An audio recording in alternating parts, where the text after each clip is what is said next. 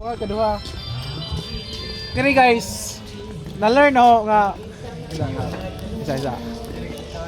Dali ba? I-focus na ako kamera. Kana no, so ako yung pananaw sa gugma dahil sa una katungan.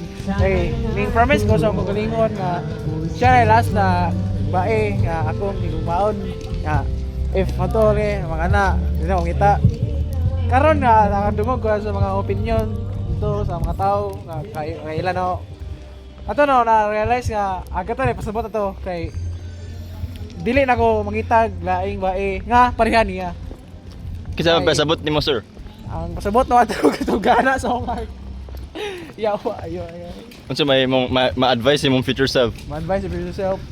Pangitag bae nga matured kaya masabot nimo sa imong mga sitwasyon sa pamilya nimo. Dili kay mga taas ug standard nga dili makabuot. Be realistic ba? Be realistic. Don't be delusional. Na kay mga regrets sir sa karon nga relationship? Sa karon wala ko ay na usa. Wala ko nag-lead sa relationship, gapander ko munay sayop na ho. Karon kung pangitawon ko gugma balik, mulid na ko. I will be responsible. Dili na ko magbinata. Fuck you. Unsa may na-learn nimo adto nga experience sir? Na-learn ako nga sa tanang butang dili mo dapat ihatag ang tanan kay wata kay bawo sa una sa tao di na sila ganahan pag sobra ag hatag mo to kapuyan sila pulaan biyaan ka murag wa so yeah So exciting among 2026 sir? exciting kayo murag daghan yung kitabo na nga maayo honestly John wala ko'y plano balik niya may balik siya sorry kasakitan ako si mong gibuhat. Bye-bye. Storya ang kamera nga kita grade 12 na. Nga mo rewatch ka ni. Future self, good luck sa imong grade 12 no. Ikaw, akong advice nimo kung makakita gani ka, kung na kay fan feelings, control lang, kalma lang ba, neutralize. Ayaw palabi jud, promise.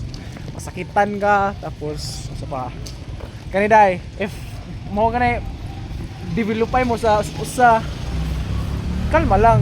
Mulid ka mulid. Be accountable with your actions. Don't be under that girl because you know, basig maparihan na po, makarma, magsikol-cycle dapat magbago juga. Makita rata ni grade 12. So may final message mo sir? Kaya message ako. I hope in grade 12 na to, future self, na happy na ka, yeah. Naka-move on na ka atong pakitabuha na nasakitan nimong heart over some harshful reasons or with harshful words. It finished with harshful words and yeah, unta next love it will be different. It will not the same as before. So what I don't expect about relationship and some other stuff because it hurts when you don't meet the expectations. So yeah, that's my final message. Bye bye. That's my friend by the way.